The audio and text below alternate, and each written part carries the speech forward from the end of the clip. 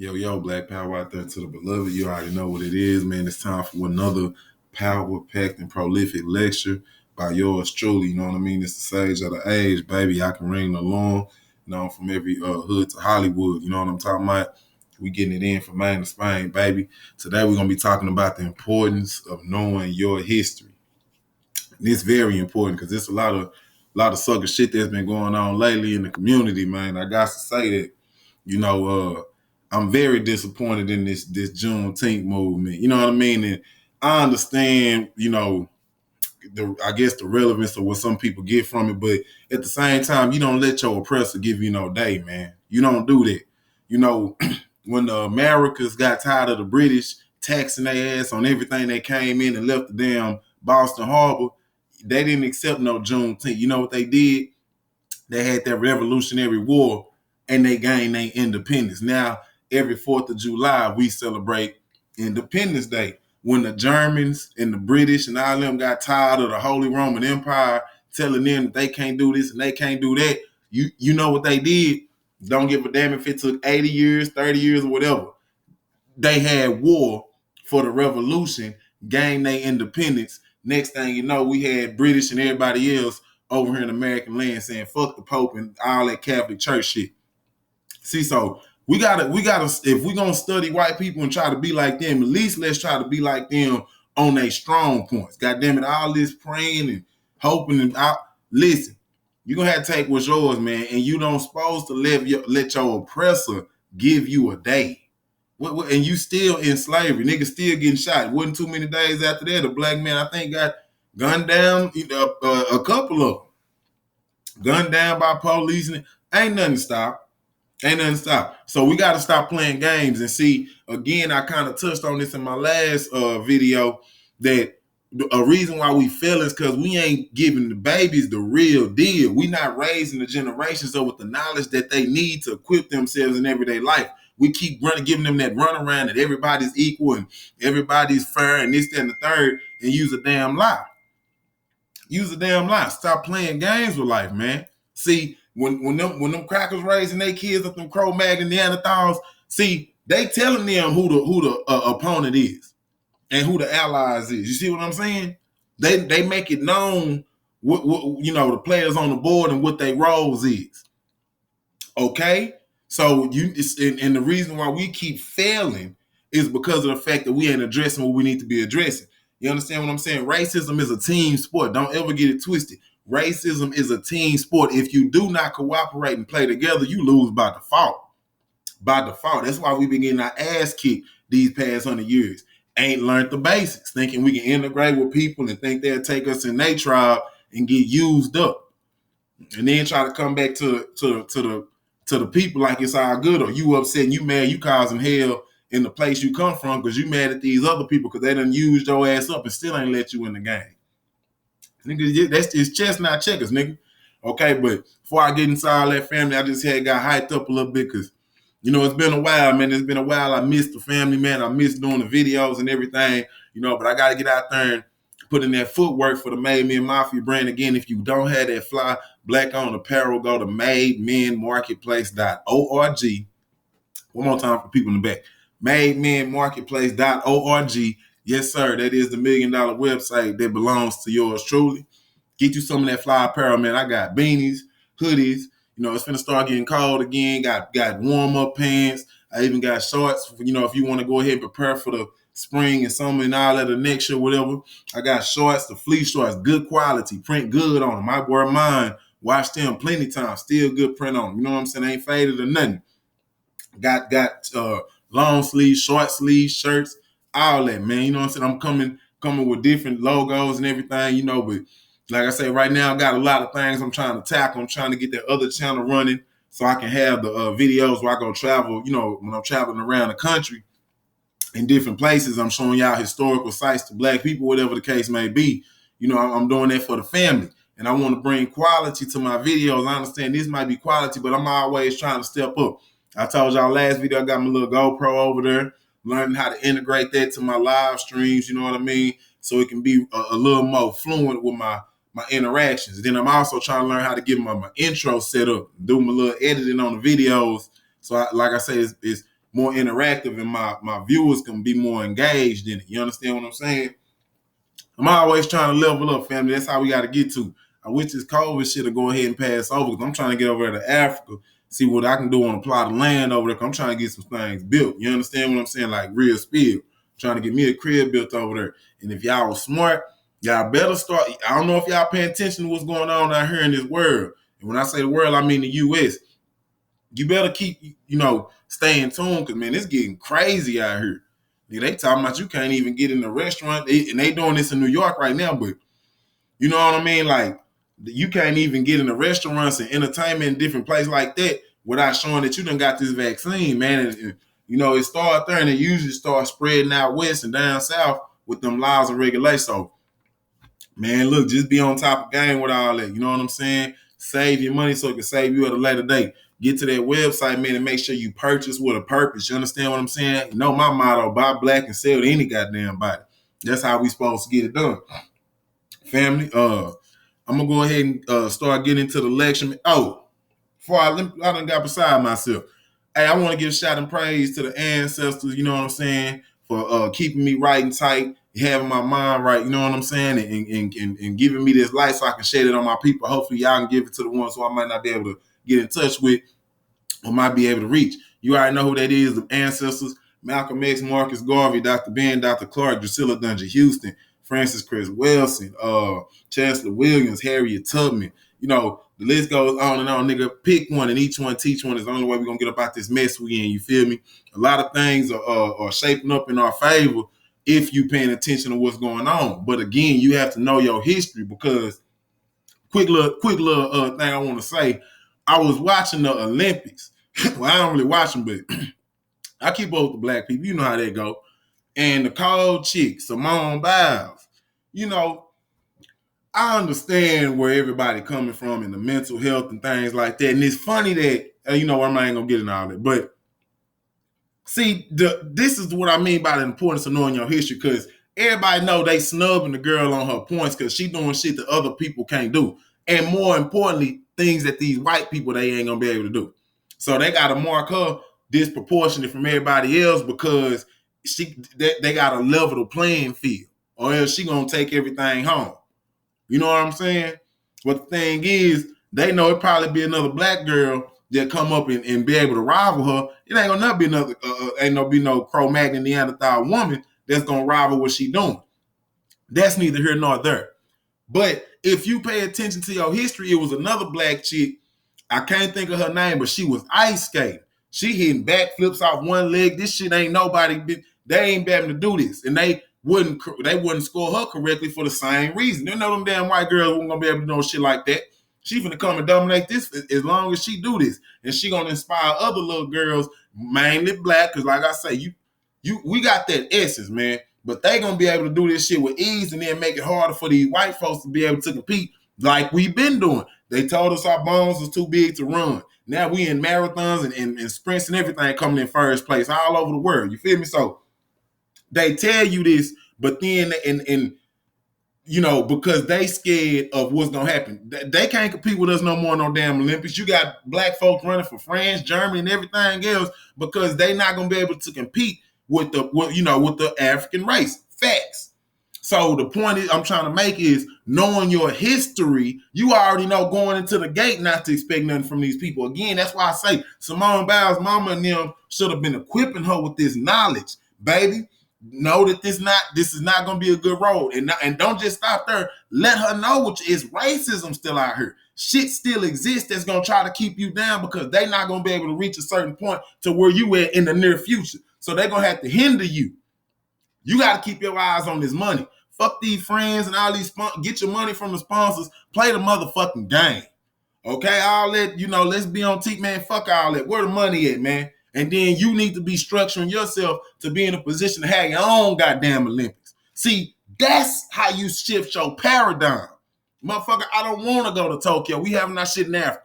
We got enough millionaires and billionaires to put our damn money together to create, luxurious facilities for these festivities that we're going to be holding for our fucking people. See, that's the point that we're going to have to get to.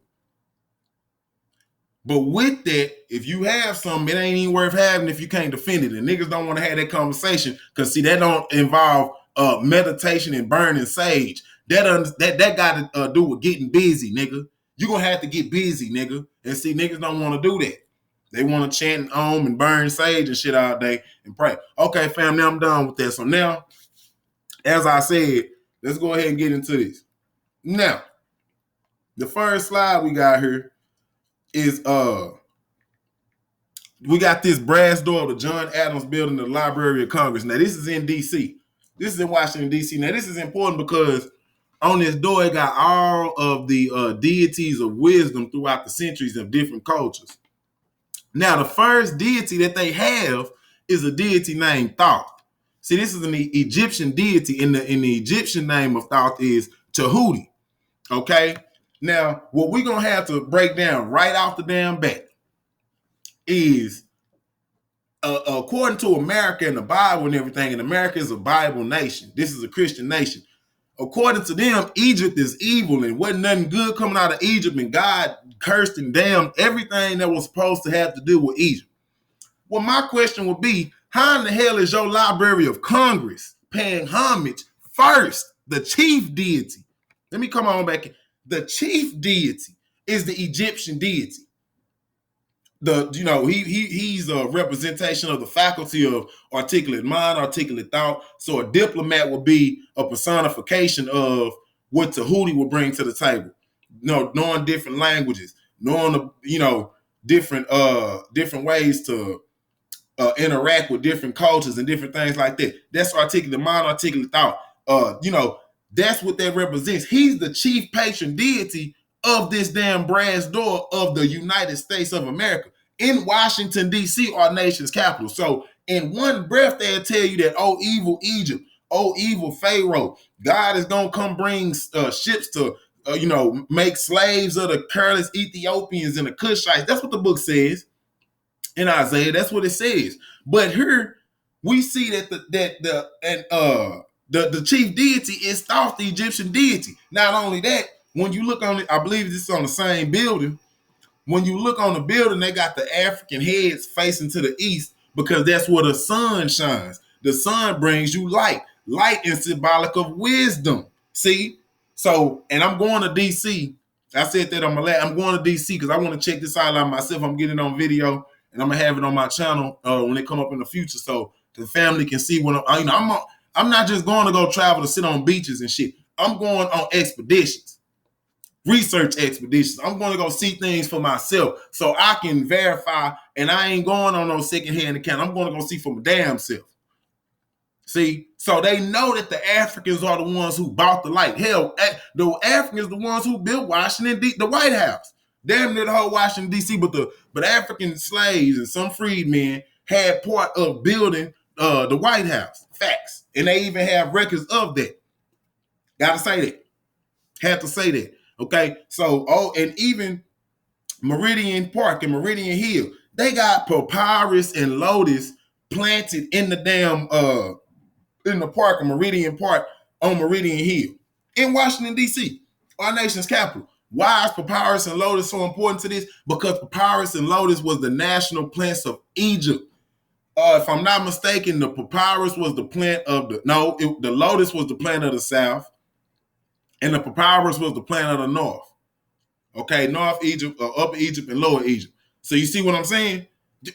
Why would you plant that same thing over here? You got so much paraphernalia dealing with ancient Egyptian artifacts and everything in the nation's capital. They got unks over there. I mean, I'm gonna have all that for proof. But this right here is what I got for you right now. You look up the brass door of the John Adams building, the Library of Congress, and you can see it for yourself.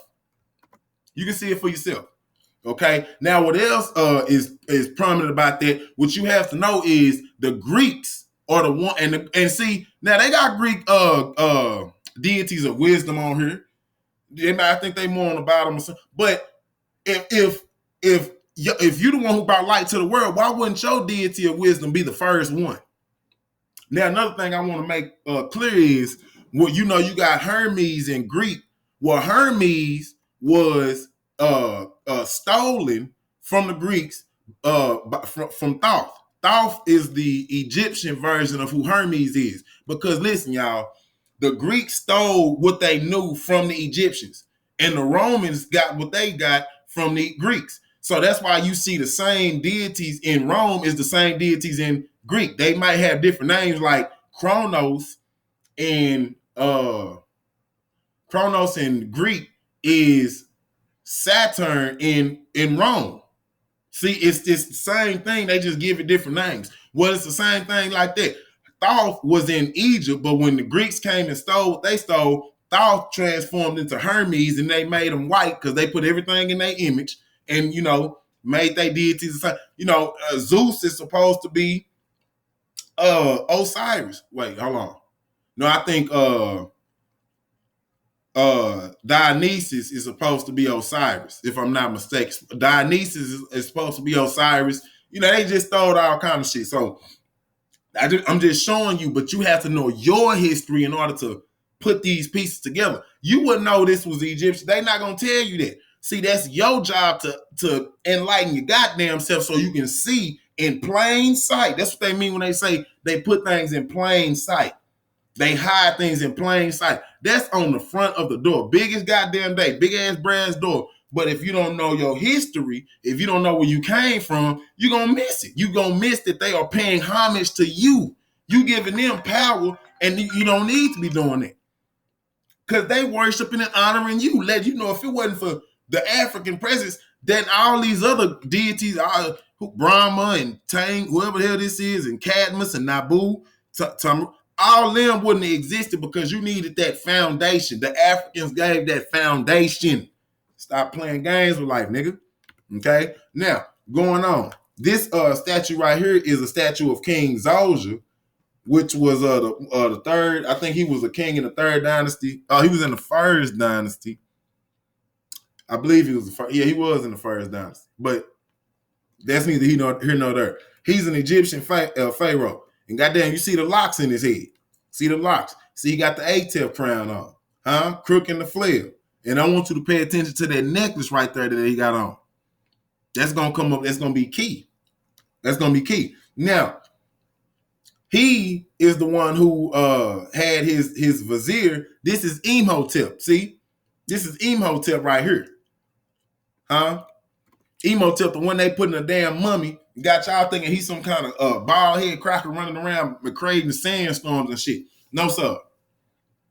That's not who that was. Imhotep was the world's first documented multi-genius. That's facts. Medicine. As a matter of fact, if you're a doctor, you got to take the Hippocratic Oath. The Hippocratic Oath is for Hippocrates, but Hippocrates was taken from Asclepius, and Asclepius is the Greek rendition of Imhotep. So when you taking the Hippocratic Oath, you taking the oath of the black man, because Hippocrates is a bastardization form of, like I just said, they put everything in their image, give it a new name and everything. But the foundation of what they, who they modeling it after is the black man Imhotep. And you can read any Greeks. Listen, if you read any Greek ancient scrolls, anything, and it'll tell you that Asclepius is the Egyptian Imhotep. Not only was he a multi-genius in medicine, poetry, and writing, and he was very fluent, but he was also one of the very first stone builders. This is the step pyramid. Y'all know about the pyramid, the steps to heaven, the staircase to heaven. They talk about that. They talk about the Tower of Babel, trying to go up talk to God. See, this is where they got the shit from. So I want to be clear when niggas talk about, they talking about Africa in the Bible. That they got the Bible from Africa. Be clear. They got the concepts of the stories of the Bible from Africa. But that shit wasn't no Jesus. They wasn't running around talking about no Jesus and shit in no damn Africa. Stop playing. Stop playing.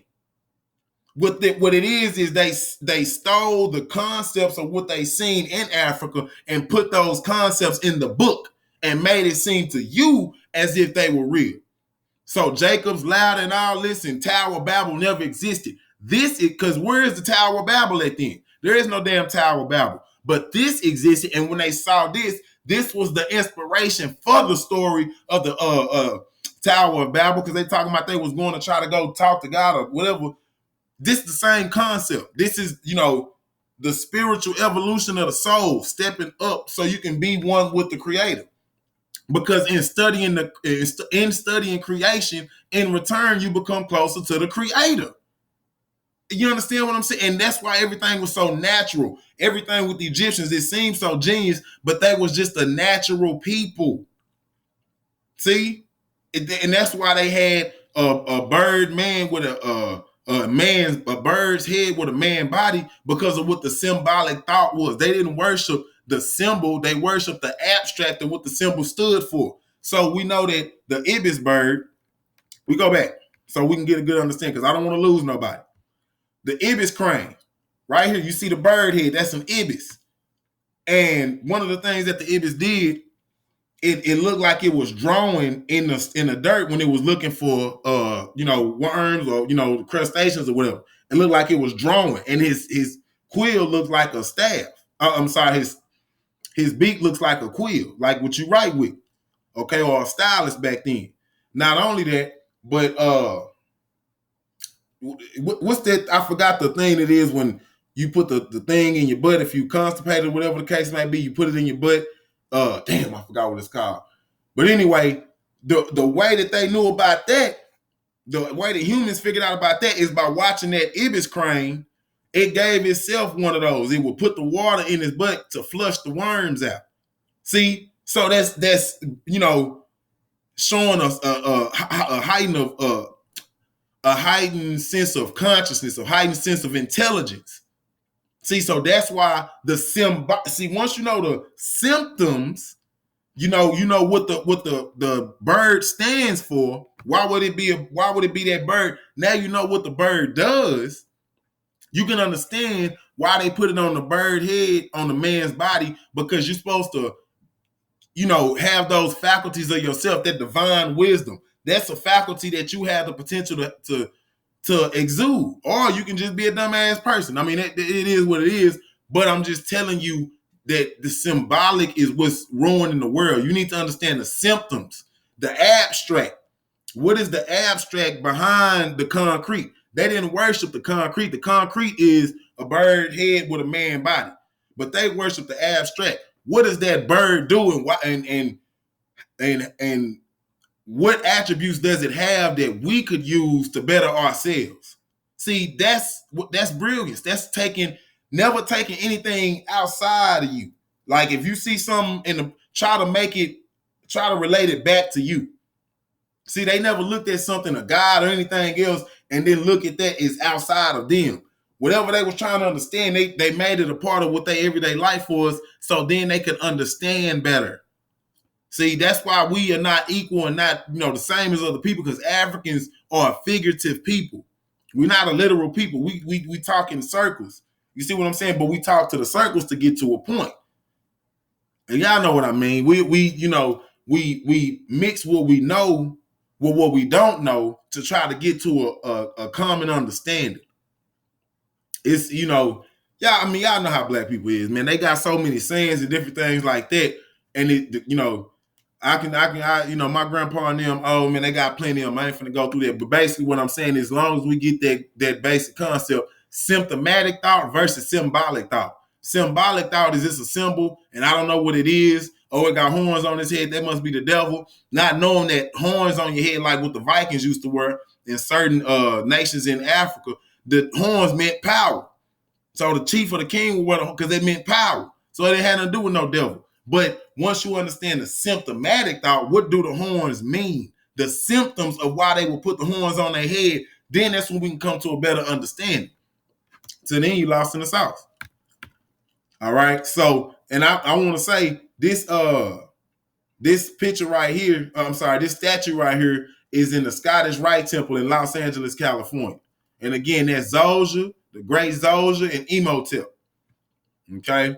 So you can go look that up. So you got to know your history, man. We was the ones who produced medicine first. We was the ones who gave the world the first stone structures, for a spiritual aspect, spiritual purposes. Okay. We was the one who gave the world kingship and sovereignty and divinity. We gave the world that. Look at the scale of these damn people right here to this massive structure, man. That's a 6,000-year-old structure according to the Cro-Magnon Neanderthal, which it could definitely be much older. But that is, a stone structure that's been up thousands of years. You understand what I'm saying? Come on, man. Now, this right here is called the Loitering of the King. Now, I want to make this clear so y'all can see what's going on here. You understand what I'm saying? Look, you see the two fans right here. You see the two fans. See? You see them being hoisted up on the throne. You see them carrying them with two poles on each side. You see that? Now, I ain't no damn fool. I ain't no damn fool. Okay? I'm trying to let you know what the hell is going on. And I know damn well order sequence is something older than what I'm looking at. I know damn well that even though this looks pretty old, but like the same damn thing, okay, like maybe the Catholics might have bit it off of them. See what I'm saying? Got the two fans right here. Being carried in, it ain't no throne, but same damn concept, okay? You see, that's the same concept. He being carried or she being carried by the royal subjects. Then you got right here, might be old too, might be old. The same concept as the Roman church, but I'm just showing you that the Roman church ain't nothing different than everybody, the pagans that they be talking about. They take the same damn concepts and cultural aspects of the same pagans that they tell you about. But they holy. See the fans right here? See the people running down there? See them on the throne? Huh? Now I'm finna show you where these motherfuckers got it from. Huh? God damn it, that's what I'm telling you. We put the world on, man. We done went from Italy over there in Rome, showing you where the Pope getting dragged around. I just showed you one from China, showed you one from India. I just showed you, and I'm showing you where they got the shit from. Huh? I'm showing you where they got it from. Is them not the, let me come on up out of here. Is them not the same two fans? See the two fans. Even kept the damn two fans the same. King hoisted up on his throne. Got his royal subjects carrying him on both sides with the sticks or the poles. So what you gonna tell me? What you gonna tell? Now these the same people who will tell you Egypt was evil. The Catholics wrote the Bible, Egypt is evil.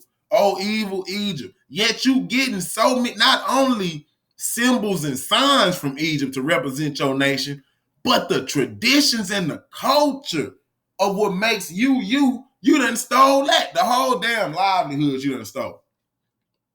Whole livelihood. That's sad, family. That's sad, family. You understand what I'm saying? And but the damnedest thing about it is that we don't recognize it. See, we don't, and not everything got to be brought to the light. I'm not saying everything's supposed to be, confronted on the spot.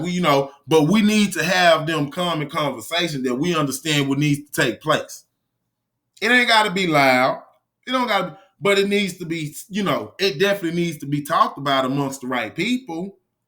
What the hell is we gonna do to get up out this situation? Because we see the theft. We see that they lying. They'll tell us that we didn't have nothing going on, that we was monkeys and slinging on trees and in tribes. But yet we see so many cultural aspects of who we were and what we left, and that defines and shapes the culture that we see of them today. Meaning white people. The white people tell you wasn't shit, but then you look at their culture and they trying to do the same thing you doing. Voodoo and goddamn everything else. Twerking and trying to, sitting on the tanning beds to get darker.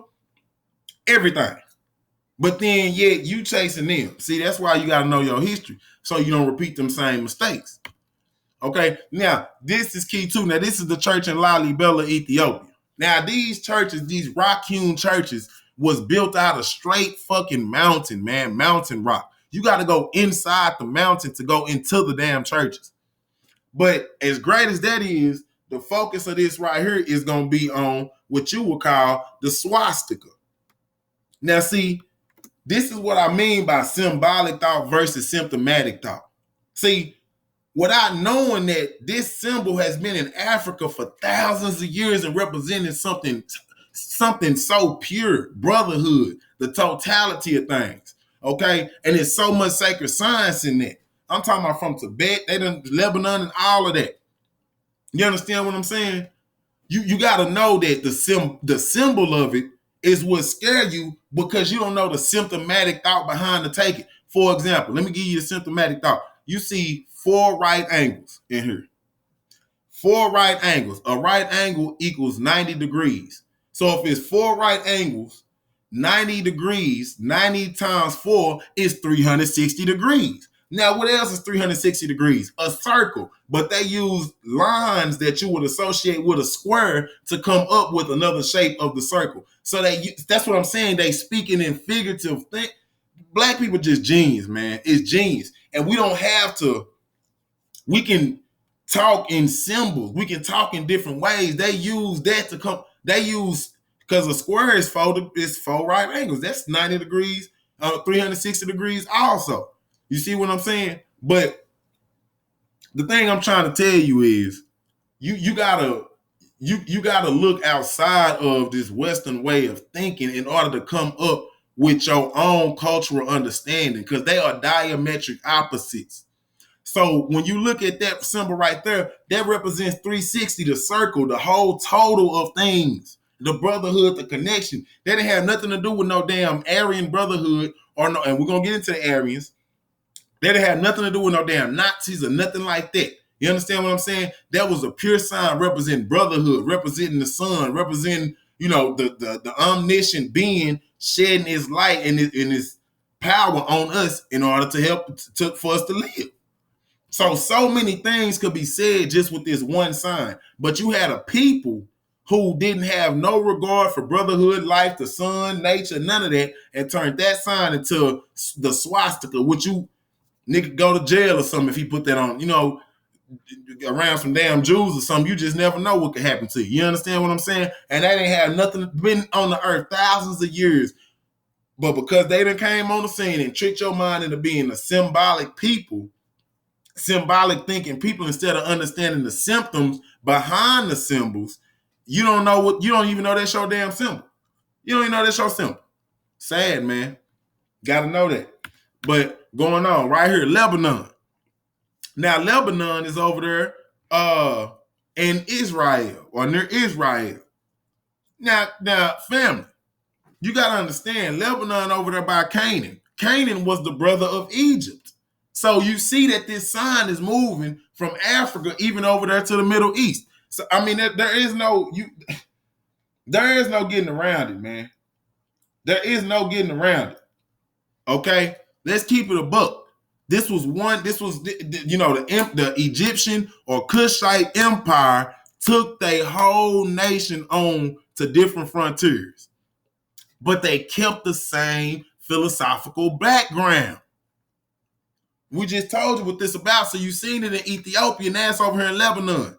Because in the book of the Bible, they say Canaan, which Lebanon was over there part of or by, Canaan was the brother of Egypt, and they was burnt faced. They was black people. So these are nations of black people. I don't need nobody to be confused about this. This is our symbol, and we need to make sure that we, correct any wrongdoings that's been done to our science. This is science, man. This is science, man. This ain't just no goddamn people drawing no damn symbols in the dirt, playing around and shit. It's some serious science behind this. Okay? And then when you see this, it kind of reminds you of like that Greek. They try to tell you that breaker, the what is that? That Greek key shit. Okay, it kind of reminds you of that, but they ain't gonna, Okay, it's the same thing right here with this is in Tibet. This is in Tibet, y'all, and then you see the circles right here. What I was telling you about, because the 360 it goes back to the circle. 4 of them, 4 right angles, 4. So you see. Come on, man. This shit, we knew what time it was. This thousands of years ago, man. This is in Tibet, clear across the damn world. In Tibet. Clear across the world, family. Okay? Clear across the world. And it's the same symbol. Y'all gotta wake the fuck up, man. See, so I don't want to hear nothing about no damn humankind. No, I don't deal with no humankind. I deal with African kind. That's key. I deal with African kind, man. All right. Now, Aries, since we talking about these damn Nazis and all these people, I want to make it clear that Aries was a bishop of the empire. You see what I'm saying? On the eastern branch of the church. Okay. Now, but he was an African man from Libya. See, Arius was an African man from Libya. That's facts. You can look it up. He was an African bishop from Libya. And he's famous for the Nicene Conference because the whole reason why the Nicene Conference was really thrown, there was like two of them. And I'm gonna get into more of this on my series dealing with the different conferences.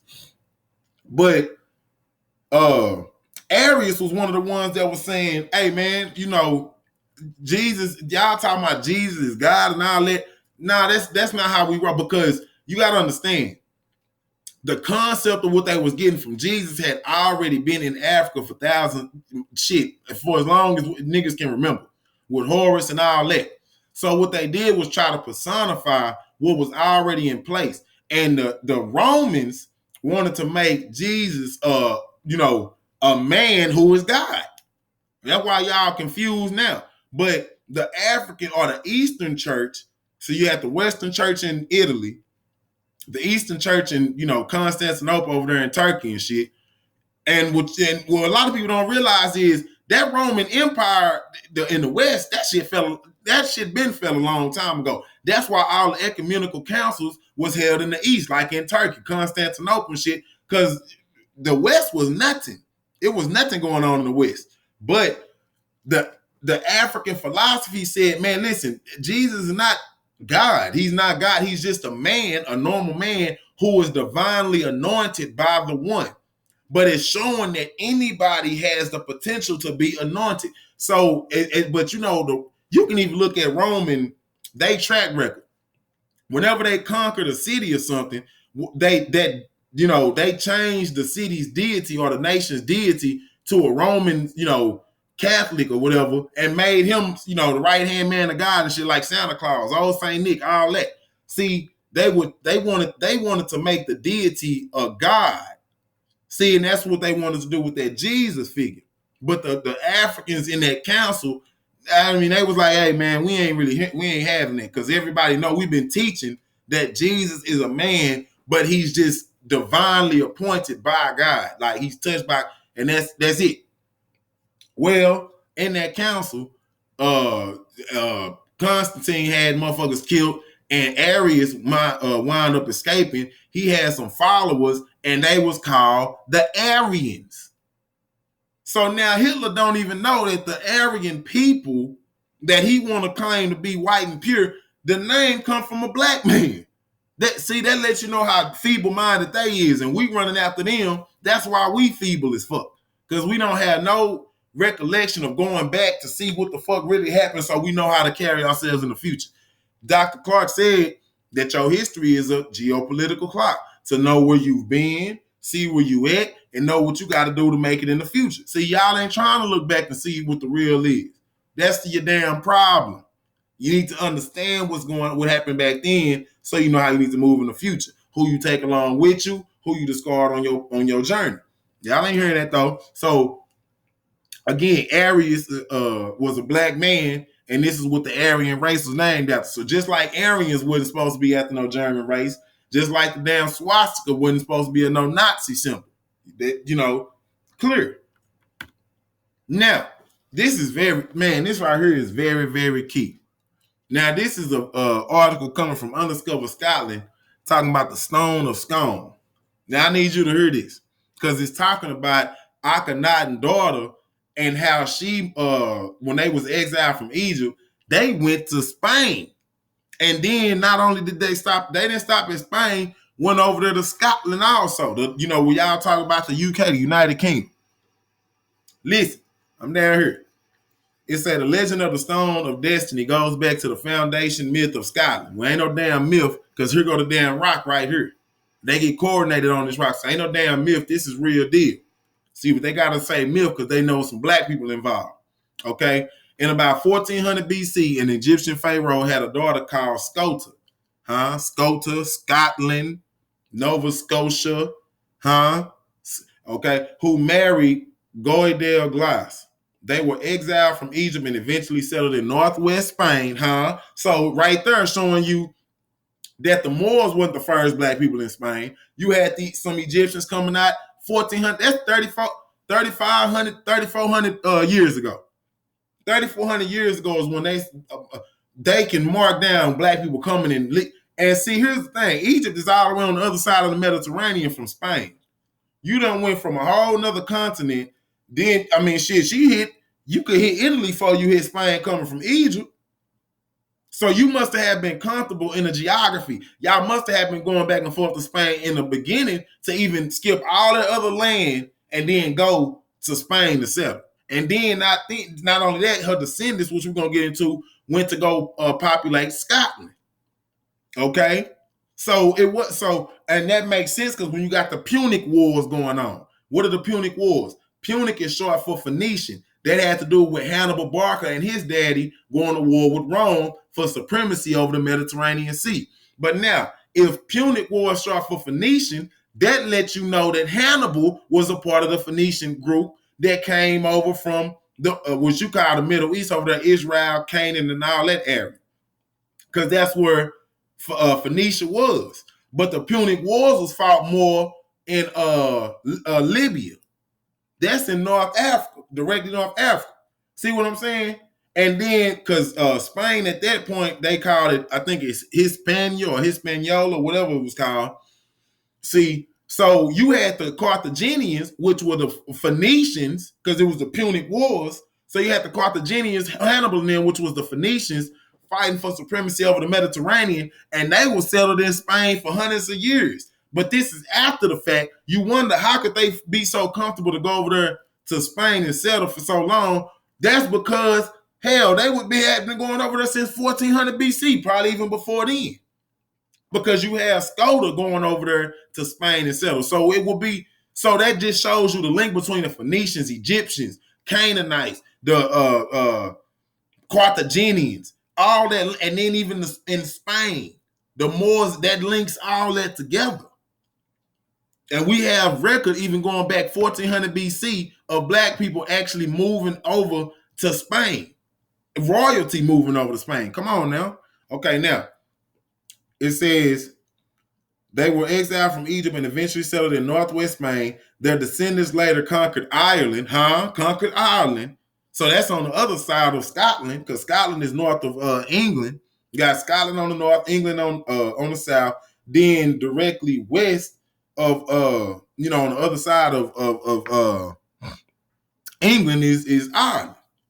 Okay, so say that descendants later conquered Ireland, became the Scoti. So their descendants later conquered Ireland, became the Scoti, Scottish, Scottish, who also in time came to rule Scotland. So just like we see that the Aryans wasn't named after no damn white people that Hitler tried to make claim of.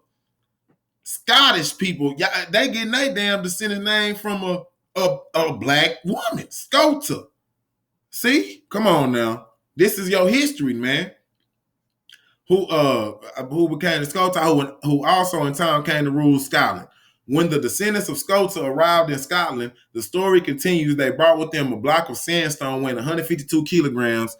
This had been used as a pillow by Jacob when he had the dream reported in Genesis about Jacob's ladder. See, now then they want to bring the mystic magic bullshit, the mystical magical bullshit into play. Jacob sitting on laying on a stone of scone, reported in Genesis about Jacob's ladder. You understand what I'm saying? See, they bring their myth into our reality. Now that's real myth right there. Okay, the Stone of Destiny, as it became known, was first located in Dunod during the time of Dalriada, before being moved to Scone by King Kenneth I. Even one of them British queens over there even bragged about, I think it was Elizabeth, one of them, Victoria one, bragged about being coronated or being born or coronated on the Stone of Scone. This is what they talking about. So even they royalty being coronated on that stone even has traces back to African lineage. Come on, man. You can't make this shit up, dog. Can't make this shit up, dog. Hey, man, you see the rolling banner down there, you see the cash app, you see the email, you feel like I'm rocking the house, man, go ahead and feel free to shoot your boy a donation. They definitely welcome. You know what I'm saying? It helps me do what I got to do and make sure I can bring this information to my people.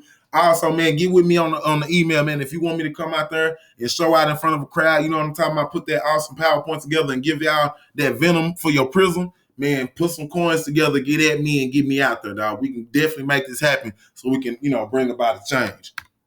Now, next time we're going to talk about, now this is Ziriab.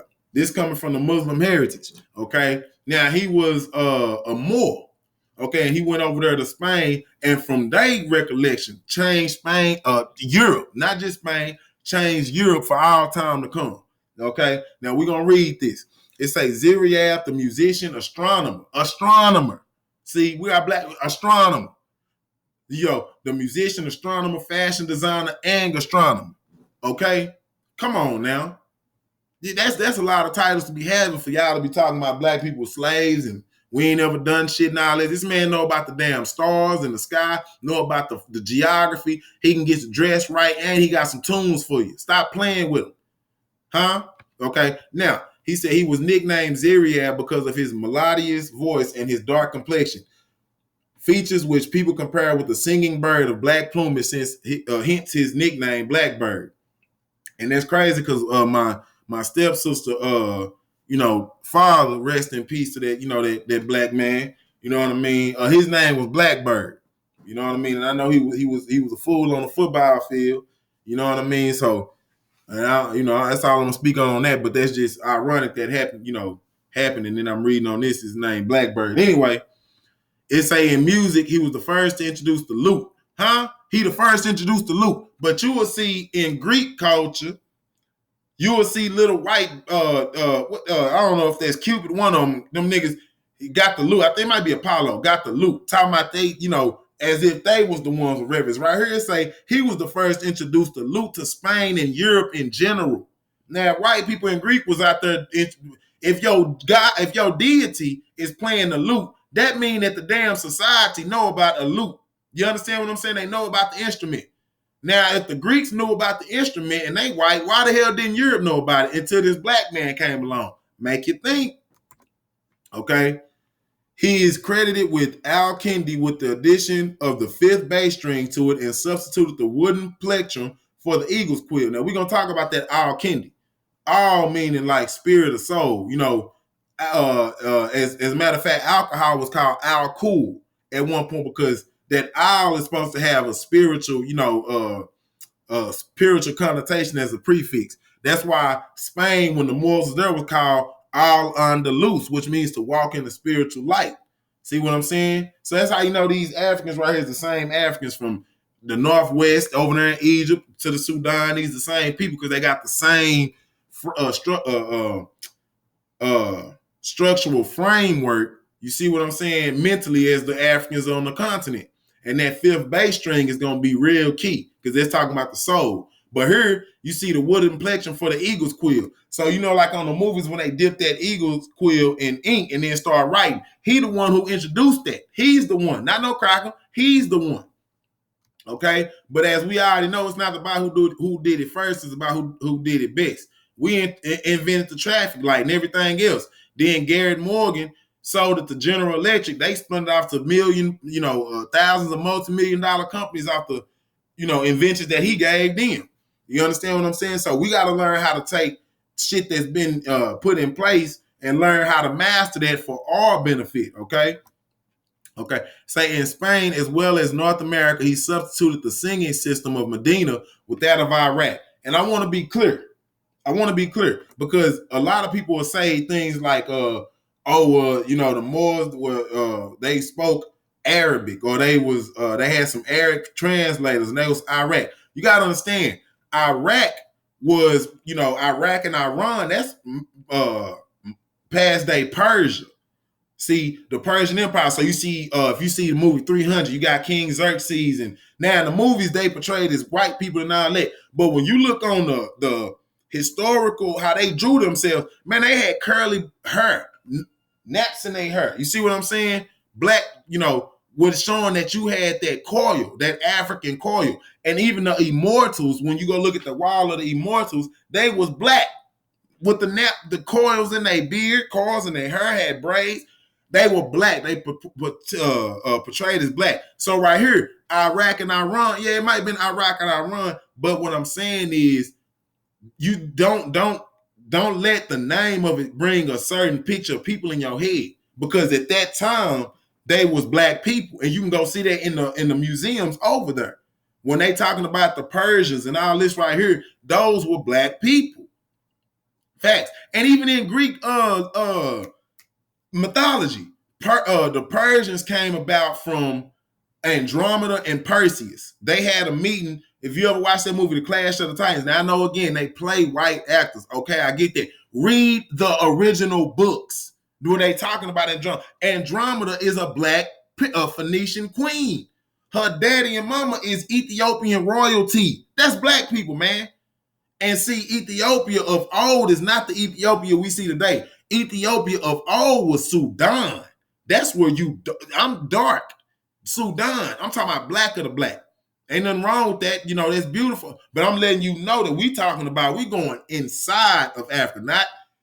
Not what you see with them half-breeds today, the Ethiopians of today. No, the Sudanese. I'm talking about black like this. You understand what I'm saying? So that's something that we gonna have to understand, man.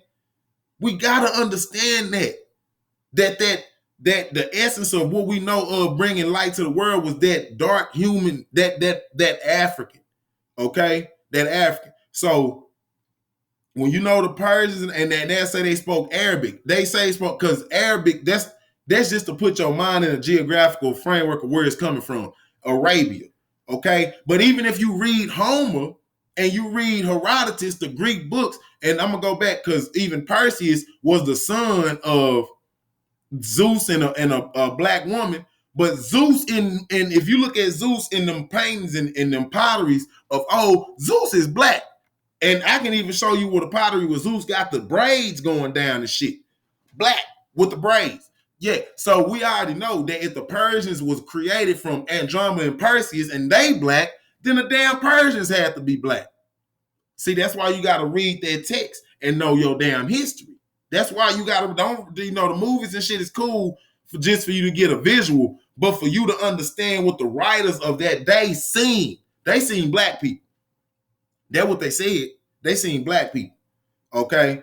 So, and like I said, they might have spoke Arabic, but understand something. The Moors had to reintroduce Europe to the great Greek philosophers like Aristotle and stuff. They had to translate the Greek so that the Europeans could understand. And even the Alfonso kings, the white people, they had to convert to Islam so that they can get the knowledge of the damn Moors. Because it was written in Arabic, or so they say Arabic, but you gotta understand, we're not Arabs didn't bring no writing about. It's just Arabic because that's the landmass that it's on. But like I said, when you read Homer and Herodotus, they tell you that Arabia today was in the past, it was just Ethiopia Minor. That was an extension of the Ethiopian Empire. Facts. So they knew that the people in the so-called Middle East, from goddamn Canaan on up to Persia down to Arabia Felix, that right there was an extension of the Ethiopian Empire. The black people, the Sudanese, them like that. So them, don't get confused when they say Iraq, oh, they must have been the Arabians. No, there was black people that was over there. And if, like I say, read them texts so you can get familiar with it. Now, it say he established the first conservatoire in the world, which included the teachings of harmony and composition, and was to develop even further in the following centuries.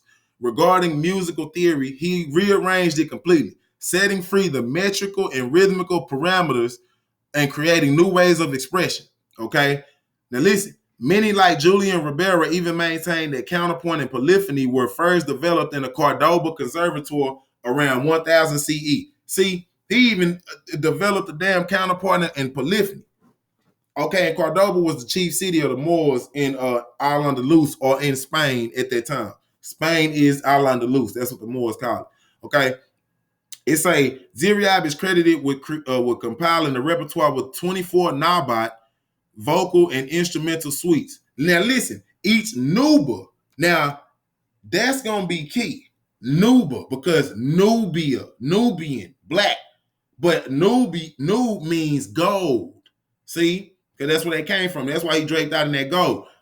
Nubia is the place of gold on the east side of Africa. But we're going to get into the Anu people. Then Anubis, see, of Egypt. Nubian, Nub, Anubis, Anu. And then this right here, Nuba, is the musical. So that's just showing you that the black people gave them, because when to bring up that Nuba, you gotta that's bringing up the black aspect of what you learning.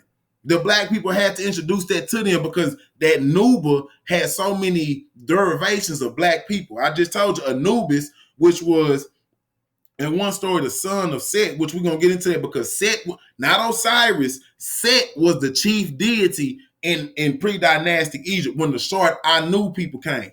And the Anu people, see, the Anu people is the ones who populated East Asia. They call them the Negritos. In Africa, they call them the Twa, see, or the Anu.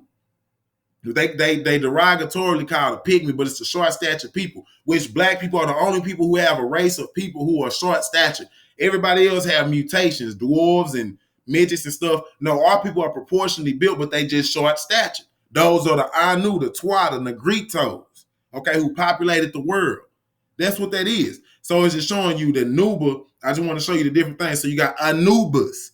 See, that was the guardian of the underworld. Like I said, with the dog head and the man body. Anubis, Nubia, Nub, which means gold. See? Okay, so each Nuba was a composite of vocal and instrumental pieces organized in 9 movements, and each movement had its own rhythm. He knew more than 1,000 songs, of which some, according to Al-Makari, belonged to Ptolemy. We ain't gonna get into all that Ptolemy mess. But so I say even Nuba coming with the musical composition, that's brilliant. Okay. Now, and I want to say that speaking of brilliance, it's a book. Let me make sure I get the name of it right. What is it? Global patterns of linkage. Hold on. Global patterns of linkage. Global patterns of linkage. Disequilibrium. Okay, at the CD4 locus in modern human origins. I'm gonna say that again. Global patterns of linkage disequilibrium at the CD4 locus in modern human origins.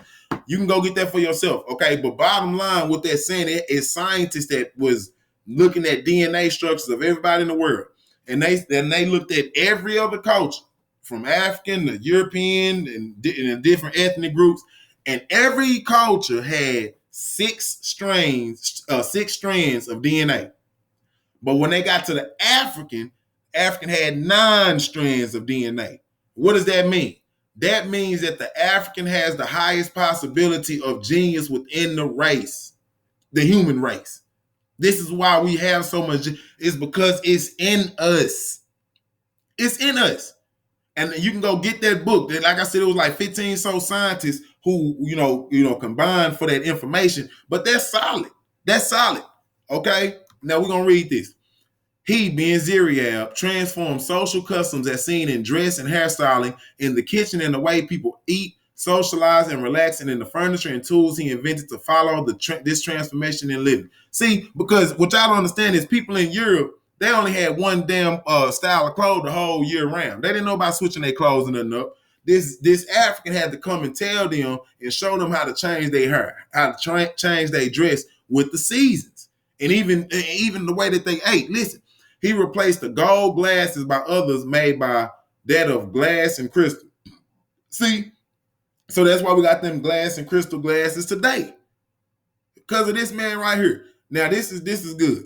He spread the use of the tablecloth and the wearing of white dress in the summer. He also introduced new culinary recipes, new tableware, new sartorial fashions, and even the game of chess and polo. So y'all wearing Ralph Lauren and everything like that. This man introduced Ralph Lauren people, his ancestors, to goddamn polo, to chess. Y'all thinking in the white move all the time first on the chess, and y'all talking about the damn, y'all might think white people got something to do with making chess. He was the one who introduced Europe to chess. So I know they say the Moors brought the, different things. I'm giving you the exact people who did, not just saying the Moors did it. Damn it, look up Zeriab. He the one who brought chess into Europe. Facts. Facts. Okay. Now, it say, hold on, where we at? Okay. Ziryab's achievements gained him respect of the following generations. Even to this present day in the Muslim world, there is not a single country that does not have a street, a hotel, a club, or cafe named after him. In the West, scholars and musicians still pay him tribute today. An example is Henry Terrace, who wrote the following. But before I read that, what the following Henry Terrace said, now, why don't we know about this black man that in the Muslim world, there ain't a single country that doesn't have a street, hotel, club, or cafe named after him? Why don't they tell us that this black man is named in these Muslim countries? Why don't they tell us that for the great things that he's done? It's because it's a goddamn agenda. They don't want you to know how great you are. See, it's not their job to tell you how great you are. You have to be the one to go do that your damn self. You enlighten your goddamn self. That's what educate means to educe, to bring what's already in you out, nigga. It's already in you. But you gotta tap in, man. You gotta tap in. And the way you tap in is getting one with your damn history so you can understand where you come from, and you gotta know what you can take and what you're not gonna take. You was not supposed to be goddamn participating in the traditions of your enemies. You're not supposed to do that. Now, it say, this is what Henry Terrace said. After the arrival of the Oriental Ziryab, a wind of pleasure and luxurious life blew through Cordoba. An atmosphere filled with poetry and exquisite delight surrounded Ziryab. He composed his songs at night in the company of two servants who played the lute. He gave his art an unprecedented value, nearly magic, especially as he explains the symbolic significance of the strings of the lute. He maintained that the first four represented the bile, bitterness of temper, the coolness, blood, and the black moods, while the fifth he considered as the soul. He was also a scholar renowned for his knowledge in astronomy and geography. This man, I mean, God, that's genius, man. He can tell you about astronomy, the stars in the sky, also how that correlates to geography, and then he can talk about not only the music, but how it correlates to you. That's what I'm saying. We as African people never looked outside of us to understand what the hell is going on. We always made connections.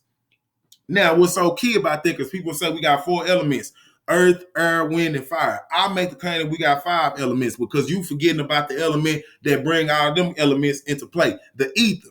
See, and that's what made that so beautiful, because it brought that together. He understood that the 4 strings represented, the physical, that what you could see, maybe the bile, maybe, the liquid, the fluid systems, or whatever the case may be. But then that 5th one is something that even though you might not be able to touch it, God damn it, you feel it and you know it's there. See, that's what black people, that's that essence, man. Nobody else brings that essence to the table. And it's innate in us. We ain't got to go fight for it. We ain't got to go to goddamn church no, it's innate in us. The thing is, we have been tricked out of our divinity. Now we have been programmed to search for something outside of us to answer what it is instead of going back to the natural way of things. That's why we keep failing. Okay. Now, this is another one of the Moors who were very prominent. This is Tariq. Okay, now in 17, y'all know about the Moors who went over there, 711, 17, who went over there and conquered Spain back over from the Visigoths. Now, what's key is when you want to, when usually now they got to pay a tariff if you want to do trade over the water. You got to pay a tariff. That comes from his general, Tariq. Tariq sent over to Spain to check the prospects of what was going on over there. Talked to Count Julian about what was going on, and he helped him out to go and get the land from the damn the nasty ass Germans, the Visigoths and the Vandals and everything, because they were treated so poorly in Spain. So this stone you might know is the Straits of Gibraltar. Well, Gibraltar is the bastardization of what the original term was, Gebel Tariq. It was Tariq's rock. This commander right here, that was his rock, and they built a castle on them damn rocks, showing you the ingenuity of the Africans and showing you that they the ones who brought castles into Europe. Man, in Cordoba, Europe never had, raised sidewalks, street lamps for miles. The first city that they seen that in was in Cordoba. Nowhere else in Europe had this. Nowhere. Only where the Moors stayed. Heightened, educational and university systems. Them was coming from the damn Moors. They the ones who taught the damn Jews, like I say, the Alfonso kings and all that. taught them Jews when they converted to Islam. Then they took that information and went to places like Cambridge, over in Oxford, over there in Britain. And then they took the information from Britain whenever they was coming over here to America and set up the King's College in New York. So the information in the New York and King's College and over there in Cambridge and Oxford is the information that them lowly Europeans learned from the damn Moors. Facts. These are facts. You can look that up. Facts. I'm not here to give you no feel good motherfucker. I'm here to give you the facts, the truth. You can't take that. Again, you log your ass up out of here and don't come back because I ain't got time for the fugazi. That's what's wrong with us. So again, look up Tariq, and then you can look up Tarif, and you can look up, that's where we get tariff, where you got to pay that money, nigga. You want to come through here and bring some, you're going to have to pay some bread. That's just all it is to it. And you can look up the Moorish castles that the Moors set up in Europe, but then when they was pushed out, them damn Europeans took over. Now y'all thinking that the European castles everywhere. Negative. See, that's conquest through cultural assimilation. You better know that. Now here, this is key also, because right here, what you see now, we're going to work with this now. Now you see a bull, but it's got the Atef crown on, usually what Osiris will wear. See, this is showing you the zoomorphic form. Zoomorphic means it's just the animal form of whatever human or item that you're talking about. So this is the zoomorphic form of Osiris. Now, hear me out, y'all. Osiris is a Greek rendition of what the Egyptians call their deity, who is Asar. Asar is the Egyptian term. Osiris, which means Lord of the Perfect Black, hence Osiris child. Osiris is the Greek rendition of what the Egyptians call Asar. This right here is the Apis bull, okay? The Apis bull is Osiris or Asar, but it's just in zoomorphic form.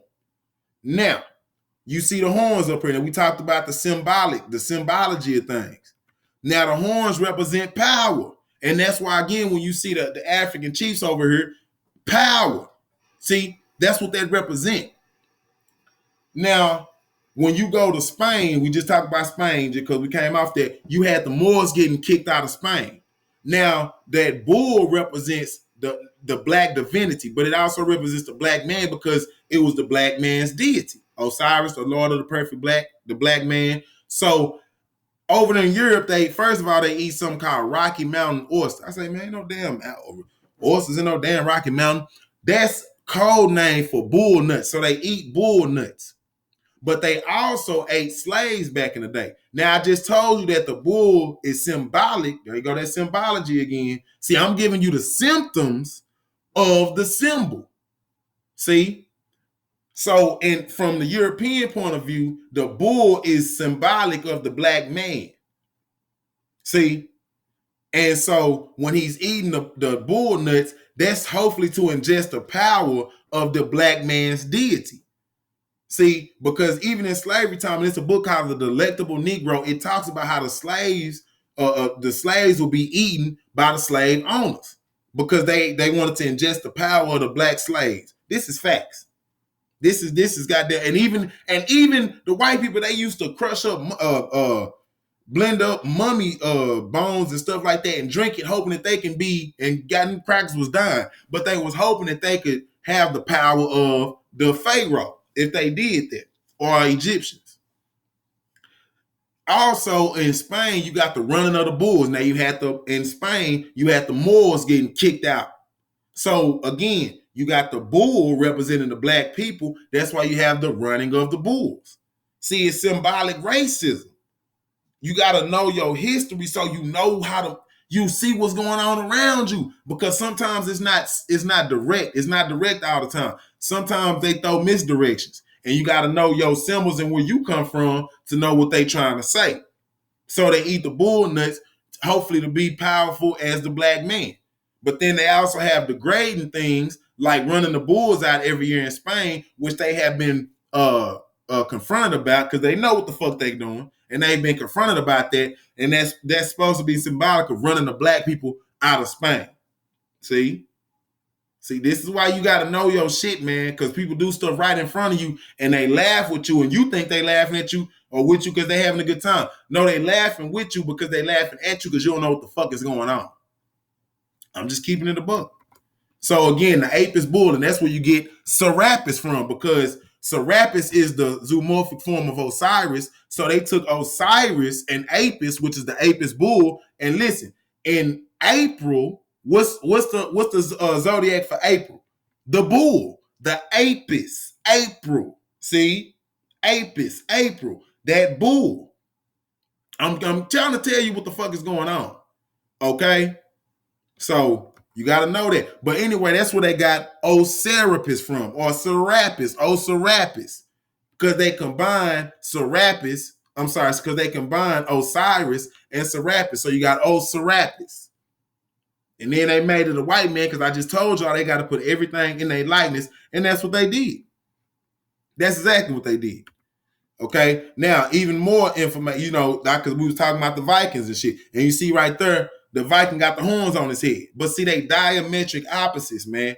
They take the information and little shit that we do, and they steal it, but then they pervert it and you know, pollute it. That's what they do.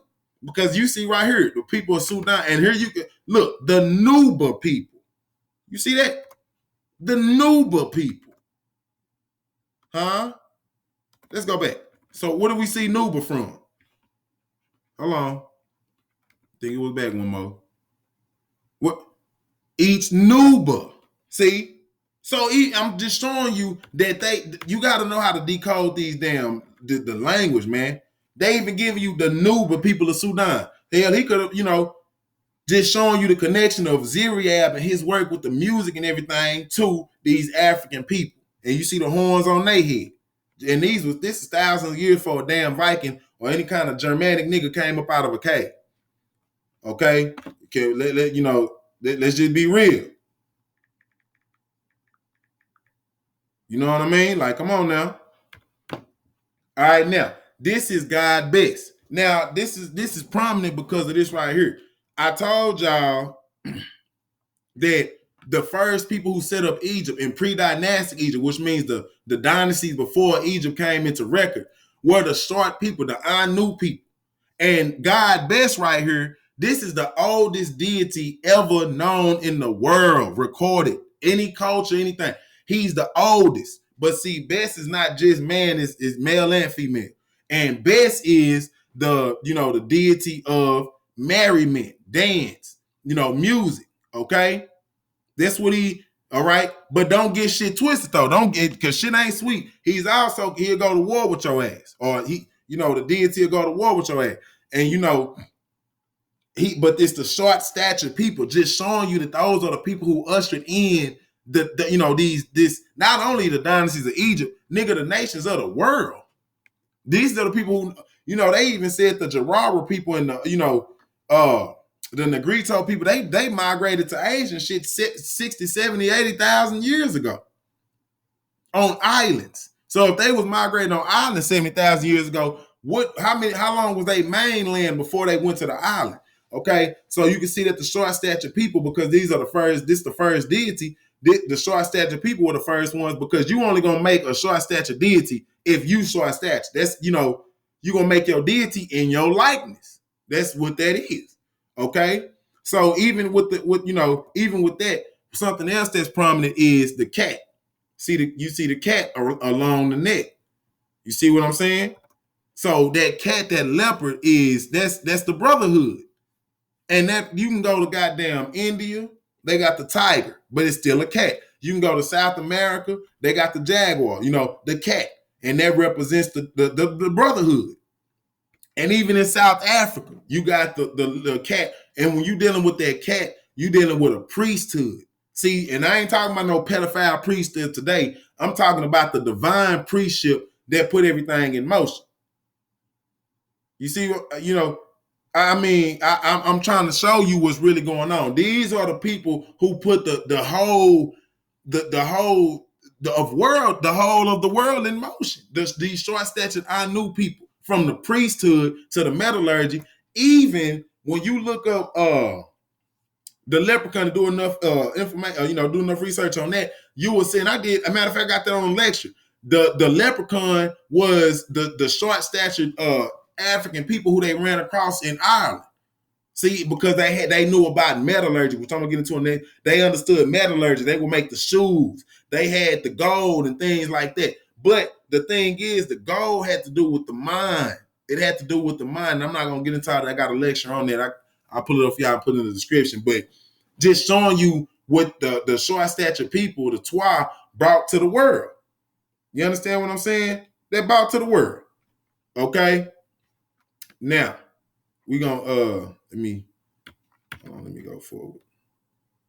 All right, big. Now, okay, here we go. Now, this right here is it's called Terra Netter. I know it's kind of weathered down, but I want it's some things on here I want y'all to see, so I'm gonna bring up another version. And when you look at this is a short statured man. He's a short statured man, but he's the chief in his village because you can see, or his nation, because he got the staff right there, signifying wisdom and eldership. Okay.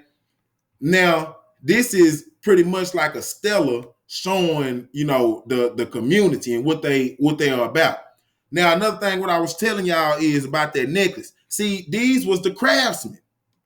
You understand? These was the craftsmen, the short stature Twa, the Anu people. These was the people who set up Egypt before you get the Ramses and the Setis and all of these and Cleopatra and all of that. They were the ones who set the stage for Egypt.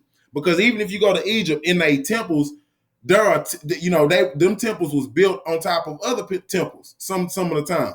The temples you see on the outside was built on top of other temples, and even some temples were expanded throughout the generations. Okay, and when you see the dwarves and things like that, see the leprechaun was knew about magic. So to a people who didn't know how to do no damn, this is a necklace, who didn't know nothing about no metallurgy, who didn't know nothing about craftsmanship and masonry, that shit seemed like magic to them. We talking about crackers now. I don't want y'all to be confused. When the crackers came down and seen what was going on in Africa and with the people, with the short stature people, the Twa was doing around the world, it was like magic to them. Now you see right here, this brother tall. You see he kind of like kneeled down. So they had taller people, but the short stature Africans was the ones who put things in motion. And this is why, if you've seen the movie Avengers, the people who made Thor hammer was the dwarves. The short Santa's helpers is the short people. You understand what I'm saying? I'm just even in Lord of the Rings, the Hobbit, the people who had the gold, and the motherfuckers who was wielding the sword, wielding the hammers, and the miners and everything. Those were the short statured people. See, so they show you even in the videos, but see, they contort it by making it they race and by making it mythology, some kind of mythological story or some shit. So your mind don't process this might be telling you a story about some history, but it's just taking other avenues. See what I'm saying? Now, this is key right here, because like I was telling y'all, the earlier people of Egypt and Nubia and Sudan, they venerated Set. They didn't venerate no damn Osiris or no damn Ra. Okay, they venerated Set. So if you look right here, this right here, this stela is a smaller, more detailed version of this right here. You see my man right here got waves. That is an African, y'all. And you see the line 1 represents the temples. So that would be this right here. Now line 2 is what I'm dealing with, because this dedicated to the god Seth or Set. See, S-E-T. Now I'm gonna say this right here because that's key. If you read the Bible, I believe in Genesis 4, and see, y'all know about Adam and Eve, and they had kids, Cain and Abel, but y'all don't know about Seth. Seth is the one that everybody really come up out of. So that's showing you that's key. Just like in this creation story, or in the earliest, establishments of civilizations, their head deity was Set or Seth, S-E-T-H, or Set, S-E-T. When you go to the Bible in Genesis, I think chapter 4, the genealogy the one who Noah and all them come out of, that's Seth, Seth. So just like in our first creation story, the deity that we put patron over, in the Bible story, that was the person who the the lineage came up out of. See, you can't, but you gotta know your history. Gotta know your history. And people say, well, ain't Set some kind of devil? Set is not no damn devil. Set is a aspect of you that needs to be surfaced every now and then. Motherfucker playing games with you, you need your animal nature or that Setian energy to take, hold. So, you got to protect yourself. Okay. And as a matter of fact, that's the riddle of the Sphinx, or the riddle of, I don't call it the Sphinx because that's some Greek shit. It's a Ru Himaketi, where you have the head of a priest, but the body of a lion. And what that means is master your animal domain, but rise to your highest priest nature. See, control yourself. You keep your animal nature in case you got to put hands and feet and paws on a nigga. But goddamn, you be as diplomatic as you can to exclude that from that, because that's animalistic. See, so people say that he's not evil. If you got a battery and you just got a positive charge, nigga, you won't have no kind of electricity. You need the other half of that positive. And negative ain't bad, because the negative ions are what you need. You need negative ions, but because of the language we speak, and you take negative is bad. But sitting by a waterfall, the reason why you feel so peaceful is because those are the negative ions coming from that water. See? So negative don't always equal bad. Your red blood cell, Set is the one, matter of fact, well, if you see, sometimes you'll see a picture of Set on at the front of the boat of Ra fighting his enemies. Now, if he is evil, why is he fighting the enemies of Ra? No, Set is like your white blood cells. They attack foreign bodies and things that's not supposed to be there. You need that Setian energy in you, but you need to control your Setian energy. You understand what I'm saying? So that's what it was. And as the wars went on through Egypt, it was a shift. It went from Set to, now they had Set still in the pantheon, but it shifted more towards Osiris. Okay. See, and then right here you see line 3, the Anu. And all you gotta do is add BA to, you got Anuba. Nuba. You got the Nuba people of Sudan. I just told you that Ethiopia, or what you would call Ethiopia of the Bible, that was in present day Sudan. See? Okay, so the Anu people, the city of the Anu people, which would be line 3 right here. See? You got that X, that stands for that community. And then Taranetta. See, he's the one who is hold on. He's the devoted one to God and all that, which is cool. But I'm just showing you that the short stature people are the ones who put the legacy in place for the Egyptians. But you got to know your history, because it's a lot of things that I just put out that's key, man. Listen, Isis is the Greek rendition of what the Egyptians called Aset. Aset is the Egyptian name. Listen, Aset. Who did we say the chief did? Set. Okay? The land that they call Egypt was Ta-Seti. Ta-Seti. So it don't mean nothing evil. They venerated it. Your damn chief woman, the woman goddess, is named Aset. Ta-Seti. Set, see? And then, listen, the vowels are interchangeable, A-E-I-O-U. So, Set could be soot. Soot, like that black soot. Black. So, you see, right there. And then Noob, that gold, Anubis, Anu people. I'm just telling you, make you think. You see, they call then when they call the welders or the people who made the steel thing, the blacksmiths, the blacksmith. I'm not playing with terminology. I'm just showing you how all this shit add up. Okay. Now this is even more proof of the legacy that the short stature people, the Anu people, left in Egypt, because this is Ptah.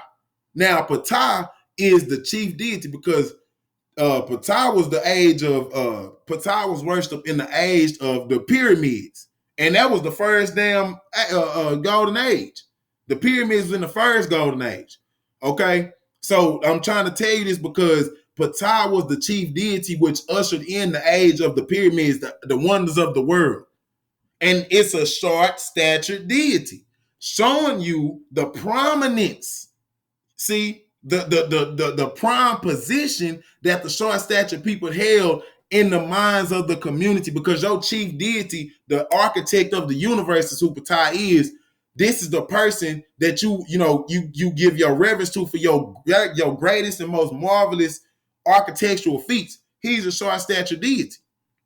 Now, as time went on, and you had more people, taking over Egypt, he grew the role of a taller being. But in his earliest forms, when we first seen Ptah was a short-statured deity, as we see right here, standing on top of crocodiles, which is mastering, again, your lower nature, your animal nature. In the back of your head, which I broke down, you got you got your reptile brain, standing on top of your reptile brain, so you can get onto and standing on your square. Stand on the square. This is where all that shit come from. But we need to understand that. No, don't be making fun of your short-statured people. They're the ones who populated the earth and gave us meaning. You understand what I'm saying? And that's something that we need to, take reverence for. And really come to see what I'm saying. So I'm not just talking about coming together with people, to lead the short people. No, we need all our people to come together and be allies so we can learn from each other. That's what needs to happen. Okay? That's what needs to happen. All right. Now, going on. See, now this is a version of Ptah, and he's a taller version. But as you can see, and another thing I'm gonna point out is in that staff, that's the staff of Set. Do you hear me? Let me come on back in. See, that's the staff of Set.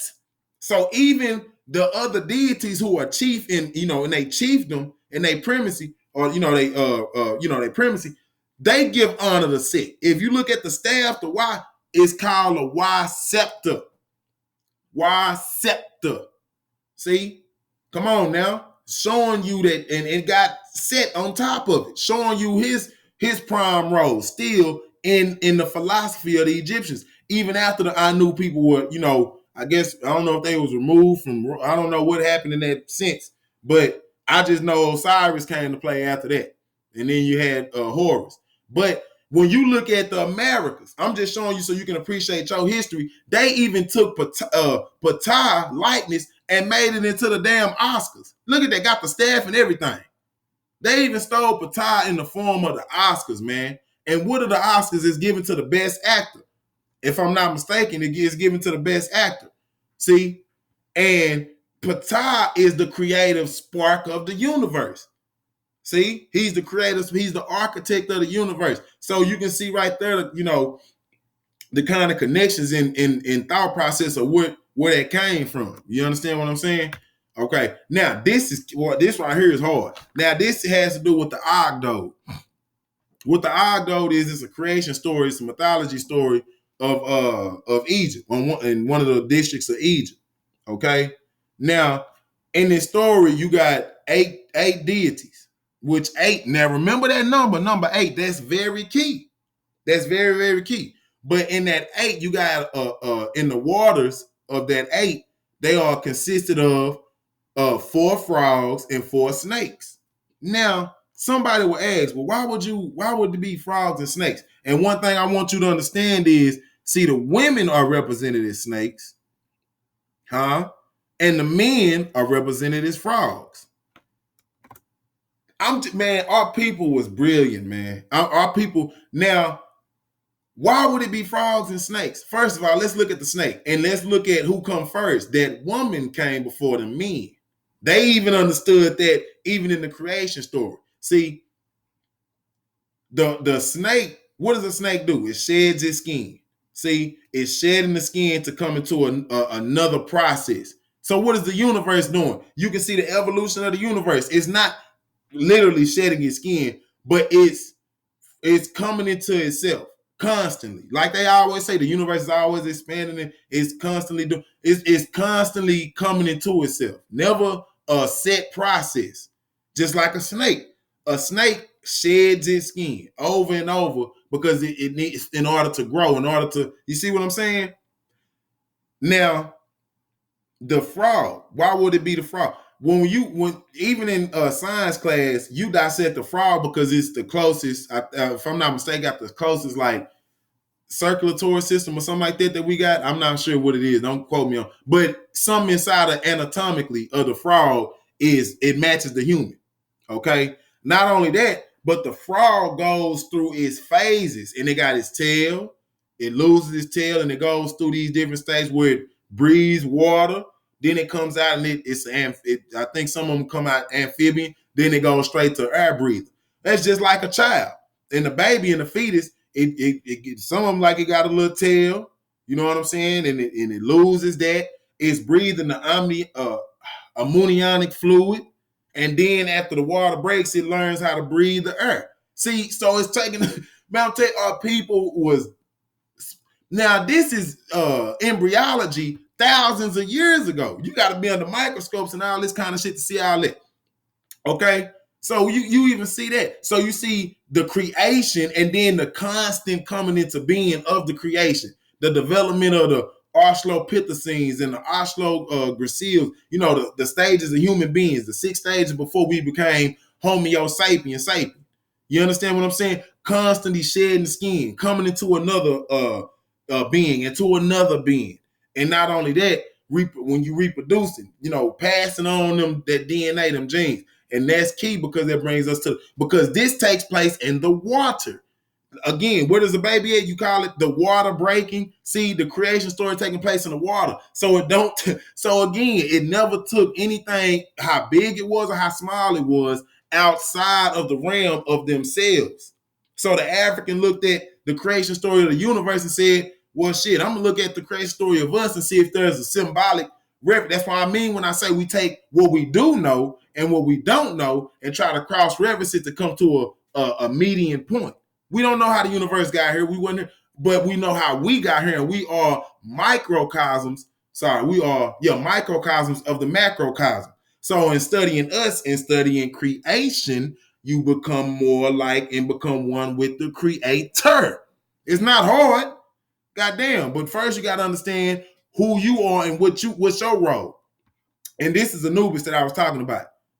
He's the lord of the underworld, the jackal head with the man body. That's Anubis. See, and you see the arcs right here. This is celestial. This is in the waters of noon.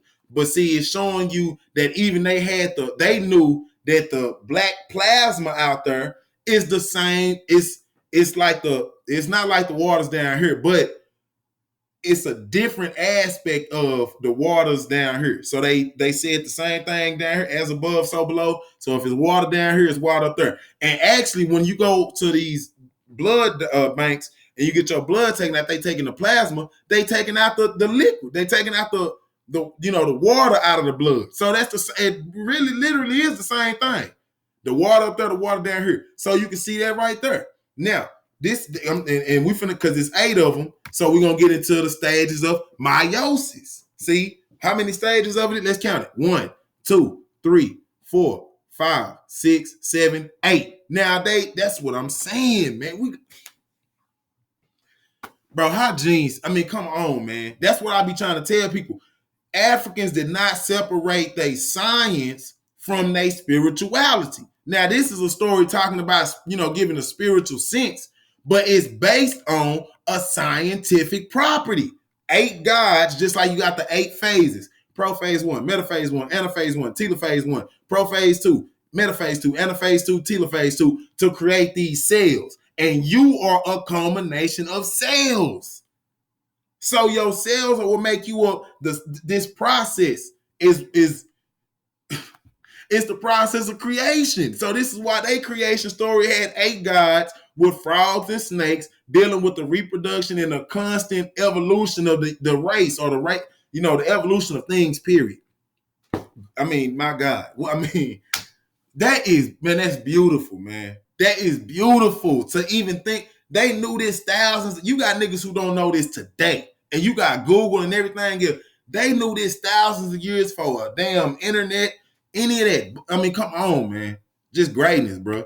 So, I mean, and if you want to look it up, it's called the Ogdode. So the 8 gods of the Egyptian mythology of the Ogdode are representative of the phases of meiosis. So that's what I try to tell people. It's not like they, worship these people, or these people was walking around, or things that look like this was moving around. Nothing like this was ever in Egypt. But it was symbolic. It's what it represented. See, it's a symbol. My God, I mean, it's not hard to understand, man. It's just representations, dog. That's it. Nothing to be scared of. Nothing to say that you're gonna go to hell for. It's none of that, man. We got to stop the madness, dog. We have to stop the madness and be willing to learn. Shit. Okay. Now, this right here is key, because I want y'all to understand that, first of all, I want y'all to understand that the knowledge of Egypt, the knowledge of how great Egypt was, it traveled down north. I ain't say that wrong. It traveled down north, because the river is flowing down. But on the map, if you get a compass, it shows that this way is north. This way I'm looking up, going towards the Mediterranean is north. But the river is flowing down. So that's down north and up south. And the original Egyptian culture started down south. Look, Abu Simbel, some of the greatest architecture started down here. This way buried their kings and queens over here in well, hold on. Where's the, if this north, this south, then the right is this way. So they bury their kings and queens on this side, on the West Bank, because that's where the sun set. On the east side, this is where they have, the grand temples and not. Well, hold on, I might have. Yeah, now they had their grand temples and stuff over here. Yeah, so the grand temples and everything's over here. Okay, because that's where the light is. Light is knowledge. You learn in universities and different things like that. So you put that over there. That's great. But another thing I want to get understood, and I hate that they didn't put, see, because what kills it is when they put, oh, they did. There you go, right there. I'm tripping. So they got all the pyramids. The earliest pyramids start coming down from down here. So you see the development coming from this way up, see, or down. I'm sorry. So it's coming from down south. I'm confusing myself. It's coming from up south to down north. So you can see the development going this way. So nobody came in from out here, because then you will see the development going down this way. Okay. But also, you got a place called Heracleopolis. Hercules' Greek name was Heracles. Heracles. So, and when you, again, read Homer, read Herodotus' original fucking work. Y'all claim y'all Greeks and shit now, but y'all don't do no reading. Read the original works and you will see that Heracles had Ethiopian heritage. And they even say that they got the inspiration from Hercules from an Egyptian pharaoh named Senusret, who built Athens, Greece. So an Egyptian colony went over there and built Athens, Greece. Facts. This is facts. And here's, like I said, Heracleopolis. And then you see that Hercules always got the lion on his head and on his body. My G, lions are native to Africa, not Greece, not Europe, not none of that. Africa. So if he always wearing his damn lion, that's showing you that he had to have some kind of affiliation with the African continent. What are we missing? What are we missing? So again, you got Heracleopolis in Egypt. Heracleopolis, you got Homer and Herodotus constantly saying that this man is African. He's Ethiopian. There's no doubt he's from Ethiopian stock. Only people who don't is niggas, giving power to people that don't deserve it. Okay. Now, just showing you more of the greatness of what our people have done. If you take half the perimeter of the pyramid and divided it by its height, it's equal to 3.14. It's equal to 3.14. They were squaring the circle and rounding the square. This is how you can use what you call a swastika. But we explained that we use 4 right angles, 4 lines, or well, you know, 4 right angles to get to 360 degrees, which is the circle. So they knew not only from a spiritual sense how to put this together, but then they mapped the shit out to bring you the great monuments that you see today. Man, that ain't. Come on, let me go. Dog, if that, I don't know. Come on, man. So they not only said that, oh, we just gonna make little symbols to show you that we know what we talking about. We're gonna use the squares and the lines to be symbolic of get the same outcome as the circle, the 360 degrees. But now we're gonna show you in our architecture how these dimensions, you know, can benefit you. And ain't nobody been able to fuck with this structure since then. Come on, man. This is your history. This is you. This is Africa. This is your legacy. And you forfeiting your power to be a peon? What kind of nigga is you, man? See, that's that cheap dope you niggas on. That is that cheap dope that you niggas is on. And you telling cheap lies to yourself and hope that it strokes your own goddamn ego and it's to your own demise. So family, I done went hard about it today, man. You know what I'm saying? But I'm gonna leave with this: when you dedicated your whole life to building the pyramids, then you see aliens getting the credit. Y'all seen that Arthur meme? Where that motherfucker he mad and the fist balled up. That's our ancestors looking down. Like these motherfuckers, we done put our pictures on the wall, painted them black. We done gave these niggas structures they ain't never seen, they will never be able to mimic and duplicate. And these motherfuckers got the mitigated audacity to talk about some goddamn aliens built it. Shameful. Shameful. Family, we gotta do better, which we gonna get there, okay? But you know, that's it for today, family. You gotta know, man. If you don't understand the importance of knowing your history by the end of this lecture, I don't know what else I can do for you. I don't know what I can do for you. Family, get over there to that mademenmarketplace.org. Get you some of that fly black on apparel. Get fly, man. It's some one-on-one shit. And, you know, support me because I support you. That's all it is. Support me because I support you. Even if you can't make it over there to the website, man, we do secure shipping all day, every day. You see the cash app down there, man. Holler at your boy. Get with me on some, on some donations. You know what I'm saying? Or get with me on my email. Let me know what's going on. Holler at me because it's always good to hear the feedback. Family, as always, I love you. You got to know. You got to know who the enemy is. Arm yourself with somebody knowledge, namely knowledge of your damn self. Okay? And I do want to say that Mother Africa, I'm always here for you, baby. And it's a lot of things going on over there on the continent, but hopefully it'll be for the best in the future. And also, you got to know that history will be kind to Mother Africa. You want to know why? Because I'm going to make sure I write it. And with that being said, family, Black fucking power. I'm